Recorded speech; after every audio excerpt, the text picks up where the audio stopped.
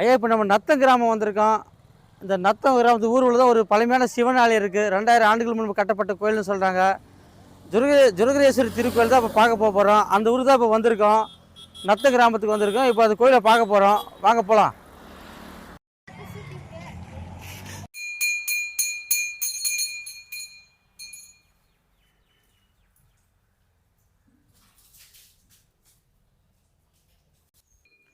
சிவாய நம சிவாய திருச்சிற்றம்பலம் எல்லா புகழும் அண்ணாமலை இருக்குது. ஐயா இப்போ நம்ம வந்துக்கிட்ட பார்த்தீங்கன்னா ஒரு பழமையான சிவன் கோயில் வந்திருக்கோம். 2000 ஆண்டுகள் பழமையான கோயில். அது எங்கன்னு பார்த்தீங்கன்னா திருப்பத்தூர்லேருந்து காகங்கர்லேருந்து ஒரு 2 கிலோமீட்டர் வேண்டாம் நத்தன்னு ஒரு கிராமம். அந்த கிராமத்துக்கு தான் வந்திருக்கோம். அந்த கிராமத்துடைய ஐயா ஊராட்சி மன்ற தலைவர் ஐயா கிட்ட 2 வருஷம் வார்த்தைகள் பேசுவோம். ஐயா வணக்கம். ஐயா ஐயா வணக்கம். ஐயா அந்த கோயில் பற்றி சொல்லுங்கள் ஐயா. திருப்பத்தூர் மாவட்டம் கந்தளி ஒன்றியம் நத்தம் ஊராட்சி மன்றம். நத்தத்தில் 2000 ஆண்டுகளுக்கு பழமையான சிவன் ஆலயம் இது. ஜுரஹர ஈஸ்வரர் என்ற பெயரில் இங்கே அமைந்துள்ளது. இது காரணம் பார்த்திங்கன்னா அந்த காலத்தில் சோழ மன்னர்கள் அவருடைய பிள்ளைக்கு ஜுரத்தால் பாதிக்கப்பட்டு பல மருத்துவர்களை அணுகி அவரால் அந்த ஜுரத்தை சரி பண்ண முடியல. அதன்படி ஒவ்வொரு ஊராக தேடி தேடி போகிறாங்க. மருந்து தேடி போகும்போது நம்ம ஊரில் துலா நதிக்கரையில் அன்றைக்கி இரவு தங்கக்கூடிய சூழ்நிலை உருவாகுதுங்க. அப்படி தங்கும் போது அவரோட கனவுல பார்த்திங்கன்னா இந்த நதிக்கரை ஓரத்தில் சிவன் ஆலயம் ஒன்று அமைக்கிறதுக்கு ஏற்பாடு பண்ணிட்டு போனீங்கன்னா உங்கள் குழந்தைக்கெல்லாம் சரியாகும் அப்படின்னு சொல்லி சொன்னதாக அவர் கேள்விப்பட்டு அதுக்கப்புறம் அடுத்த நாள் காலையில் பார்த்திங்கன்னா இங்கே சிவன் ஆலயம் ஆரம்பிக்கிறதுக்கு பூமி பூஜை போட்டுட்டு அவருடைய அரண்மனைக்கு சென்று பார்க்கும்போது அவரோட மகனுக்கு ஏற்பட்ட இந்த ஜுரம் குறைய ஆரம்பிச்சிருக்கு. அதுக்கு பிற்பகுதி இந்த ஆலயத்தை திருப்பணி முடித்து குடமுழுக்கு செஞ்சு கொடுத்துருக்காரு. அதில் இது ஜுரஹர ஈஸ்வரர் என்று பெயர் பெற்றிருக்குது. அது மட்டும் இல்லாமல் இங்கே நிறைய இந்த கோயிலுக்கு வராங்க. உடல் பாதிக்கப்பட்டு நோயால் இருக்கிறவங்க வராங்க. அவங்க எங்களுக்கு இந்த நோய் சரிப்பட்டுருக்கு அப்படின்னு அவங்க வாயால் சொல்லிட்டு போகிறாங்க. மகிழ்ச்சியாக இருக்குது. இங்கே பார்த்திங்கன்னா மாதம் 2 முறை பிரதோஷம் வெகு சிறப்பாக நடைபெறுது. அனைவரும் வருக, சிவன் அருள் பெறுக. நன்றி. சிவாய நம. இப்போ பார்த்தீங்கன்னா இப்போ இந்த கோயிலை சுற்றி பார்க்க போகிறோம். கோயிலோட குருக்கள் ஐயா கிட்ட தான் இப்போ பார்க்க போகிறோம். ஐயா வணக்கம். ஐயா ஐயா அது கோயிலுடைய தர வரலாறு கொஞ்சம் சொல்லுங்கள் ஐயா. கோயில் பற்றி சொல்லுங்கள் ஐயா. இப்போது ஐயா தான் கோயில் குருக்கள். அவர்கிட்ட தான் அந்த கோயிலுடைய தல வரலாறு பார்க்க போகிறோம். ஐயா கொஞ்சம் சொல்லுங்கள் ஐயா.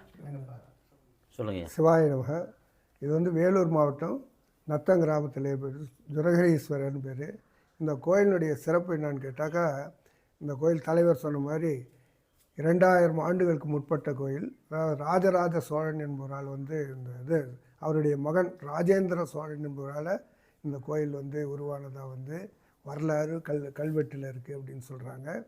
அதற்கு பின்னால் சோழ மன்னர்களில் ஒருத்தர் அவருடைய பையனுக்கு உடம்பு சரியில்லாத போய் சுயநினைவு இல்லாத இருக்கான். அப்போ வரும்பொழுது எல்லா ஆலயத்தையும் பிறகு தலைவர் சொன்ன மாதிரி இந்த துலா நதிக்கரையில் அவர் தங்குகின்ற பேர் கூட இந்த துலா நதியில் குளிச்சுட்டு கோயில் பூஜை பண்ணுங்க. இந்த சிவனை வழிபட்டால் சுமார் அதுபோல் அங்கே பூஜை பண்ணிவிட்டு அவர் வீட்டுக்கு போகும்போது பையன் நல்ல நிலையில் அவருடைய ஜுரமெல்லாம் நீங்கி நல்லா இருக்கிறாரு. அங்கேருந்து ஜெயசாம்ராஜ உடையார், மகாராஜ உடையார் ஒரு உடையார் அவர் ஸ்தபதி விழுப்புரத்துலேருந்து இங்கே அனுப்பிச்சு அவர் 1200 ஆண்டுகளுக்கு முன்னால் இந்த கோயிலை கட்டியிருக்காங்க. அதுக்கு முன்னே 2000 வருடங்களுக்கு முன்னால் உருவான கோயில். ராஜராஜ சோழனுடைய மகன் ராஜேந்திர சோழனால் உருவானது. இந்த கோயில் என்ன விசேஷம்னா எல்லா ஜுரங்களையும் நீக்க வல்லவர் ஜுரஹரீஸ்வரர். அந்த ஒரு வயிற்று சம்மந்தப்பட்ட பிரச்சனை இருக்கவங்க புழுங்கல் அரிசி சாதம், அரைக்கீரை கூட்டு, மிளகு ரசம் இதை வச்சுட்டு வெந்நீரில் அபிஷேகம் பண்ணி இந்த சுவாமிக்கு வில்வத்தில் பூஜை பண்ணி அந்த பிரசாதத்தை சாப்பிட்டாக்கா உடம்பு சுமாராகும்னு ஐதீகம். அதுக்கப்புறம் அந்த சக்தி விகடனில் அதை பற்றி கேள்விப்பட்டு 2-3 பேர் வெளியிலேருந்தெல்லாம் செஞ்சுன்னு போயிருக்காங்க. அதே போல் இந்த இதில் கல்வெட்டுகள் இருக்கிறது. அதே போல் இந்த கோயிலில் இதற்கு முன்னால் பூஜை செஞ்சவர் எங்கள் சொந்தக்கார வயசான ஒரு 100 வயசுக்கு மேலே இருக்கவர். இப்போ தான் சமீபத்தில் இதாகிட்டார். அவர் என்ன சொன்னார்னா, இது பிரம்மகத்தி தோஷங்களை நீக்குகின்ற ஸ்தலம். முதல்ல பக்கம் இந்த பக்கம் இருந்ததான் வழி. அந்த வழியில் 2 பிரம்மகத்தி உட்காந்துன்னு இருக்காங்க.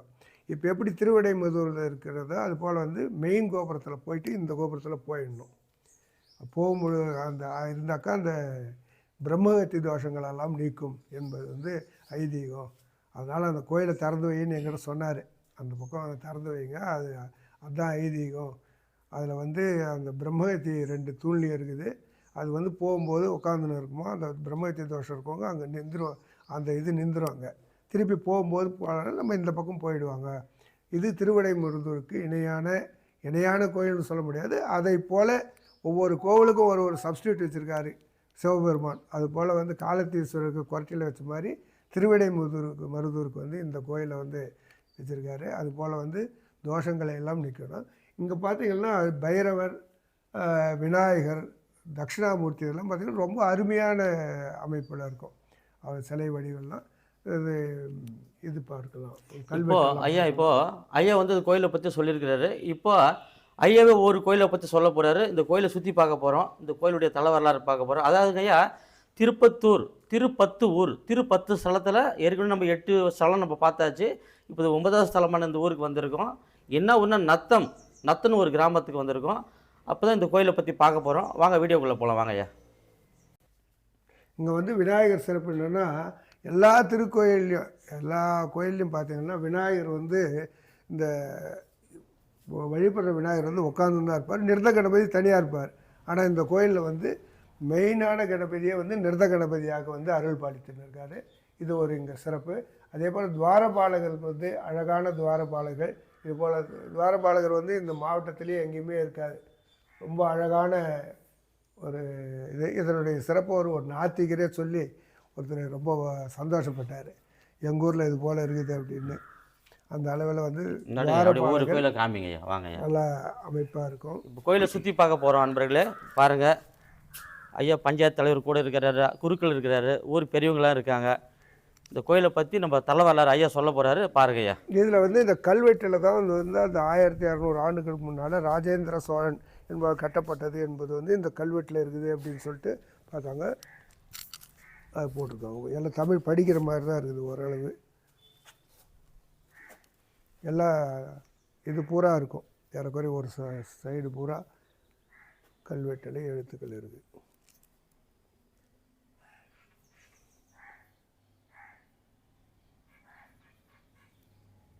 இது எடுக்க முடியுமா?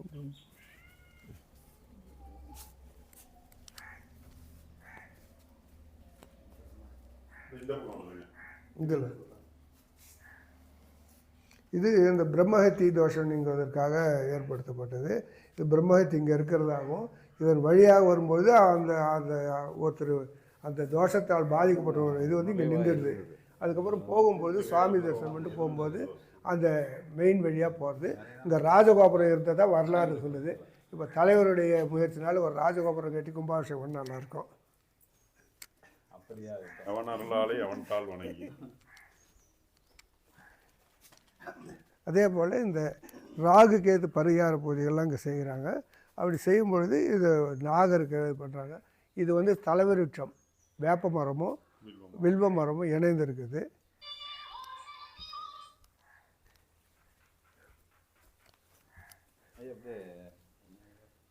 இது விஸ்வ பிராமணர்கள் என்று சொல்லப்படுகிறது ஆச்சாரிங்க. அவங்களுக்கு குலதெய்வம் இங்கே இருக்குது. இவங்க பெங்களூரு அந்த வெளியூரில் இருக்கவங்கெல்லாம் வந்து வருஷத்துக்கு ஒரு 4 முறை வந்து இதுக்கு பூஜை பண்ணிட்டு போகிறாங்க. எப்படி இது கணபதி, இது வந்து லிங்கோத்பவர் வாங்க, தட்சிணாமூர்த்தி மிக சிறப்பாக லாவரெலாம் கரெக்டாக காட்டுறாரு. சிற்ப வேலைப்பாடுகள்லாம் மிக சிறப்பாக இருக்கும்.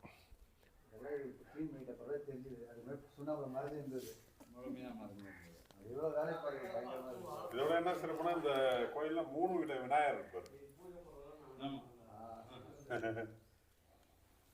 இது ஒரு கடந்த வருஷத்துல சுண்ணாம்படிச்சாங்க. லிங்கோத்பவர்ன்றது வந்து ரொம்ப பழமை வாய்ந்த கோயிலில் தான் இருக்கும். இவர் வந்து ரொம்ப பழமையான கோயிலில் தான் இருக்கும். பொதுவாக வந்து இப்போ ஏற்படுகிற சிவன் கோயிலெலாம் சிவனுக்கு பின்னால் பக்கம் வந்து இவர் தான் இருப்பார், மகாவிஷ்ணு இருப்பாங்க. இது போல் ரொம்ப பழமையாக இப்போ திருவண்ணாமலை இது போல் பழமையாக இந்த கோயிலில் மட்டும்தான் இந்த லிங்கோத்பவர் இருக்கும்.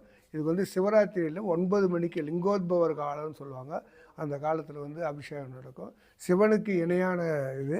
இவர் வந்து இதில் பார்த்திங்கன்னா பிரம்மா விஷ்ணுலாம் இருக்கும். இது உள்ள என்ன காரணம்னா அவருடைய இந்த பக்கம் பிரம்மா வரும், இங்கே இருக்கு. விஷ்ணு.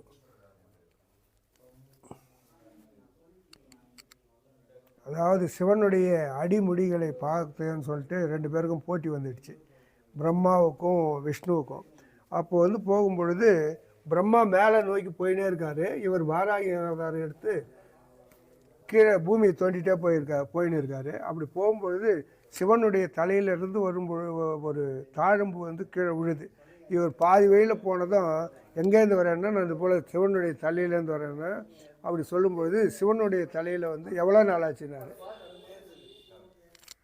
1000 வருஷமாக நான் வந்துன்னு இருக்கேன், இன்னும் கீழே போக முடியலன்னு சொல்லும்பொழுது அந்த தாழம்புக்கிட்ட பிரம்மா கேட்குறார், இது போல் வந்து எனக்கு வந்து சிவன்கிட்ட ஒரு இது சொல்லி, அதாவது நான் வந்து உன்னுடைய தலைமுடியை பார்த்தேன், சிவனுடைய தலைமுடியை இவர் பார்த்தாருன்னு சொல்லி அப்படின்னு சொல்லுவார். அப்படி சொல்லும் பொழுது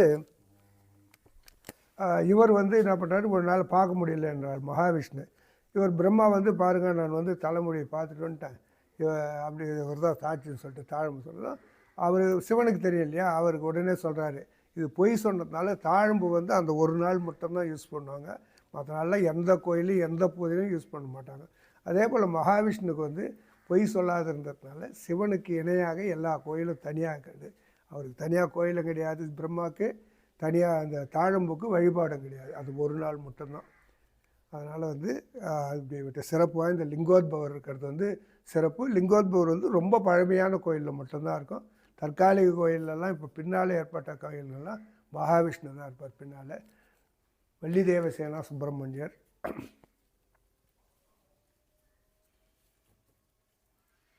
ஆறு முகத்தோட கூடிய 6 முகம் 12 கை.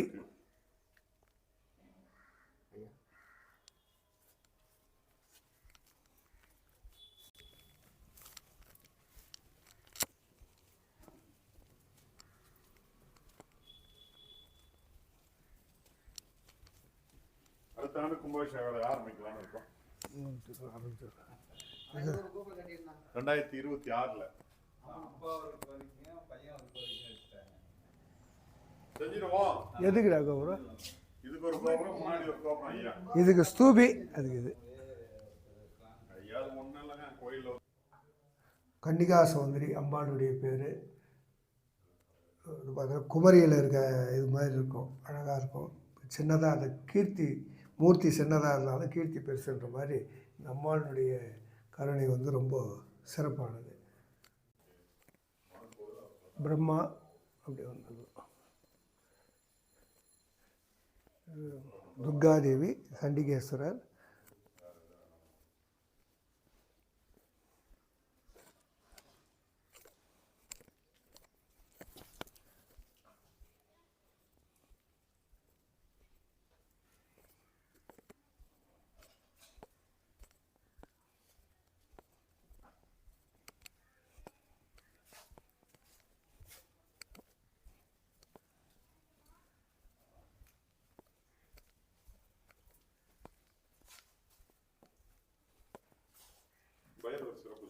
காலபைரவர் ரொம்ப அழகான வேலைப்பாடு. இந்த நாய் ஏதாவது எல்லா இடத்துலையும் இது போல் நாக்கு வந்து தனியாக இருக்காது, இது போல் வந்து தனியாக நாக்கு வந்து சிற்பக்கலைகளை வந்து சிறப்பாக செஞ்சுருக்காங்க.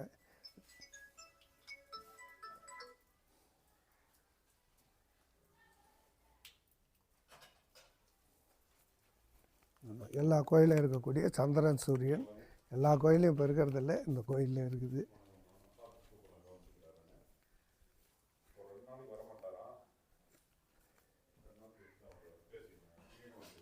பார்த்திங்கன்னா இங்கே காஞ்சிபுரத்தில் பள்ளி இருக்கும், தங்கப்பள்ளி இது. அது போல் வந்து இங்கே வந்து அந்த பிரம்மஹத்தி தோஷம் நீங்கி வரப்படுறவங்க வந்து அதை பார்த்துட்டு போனாக்கா ஒரு இதுன்னு சொல்லிட்டு இங்கே வச்சுருக்காங்க. கடைசியில் நமஸ்காரம் பண்ணிட்டு அதை பார்த்துட்டு போய் இப்படியே போயிடணும், அந்த பக்கம் போகாது, இந்த பக்கம் வரணும். எல்லா சுவாமியெல்லாம் தரிசனம் பண்ணிவிட்டு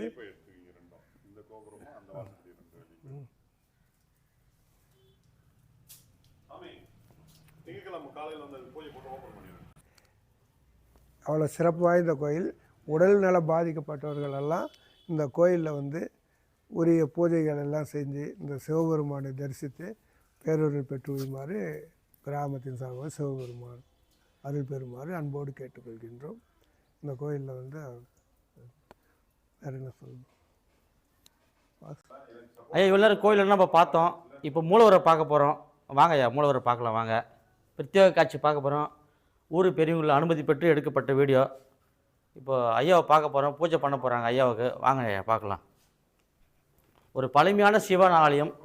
2000 ஆண்டுகளுக்கு முன்பு கட்டப்பட்ட கோயில். சோழ மன்னர்களால் கட்டப்பட்ட கோயில்.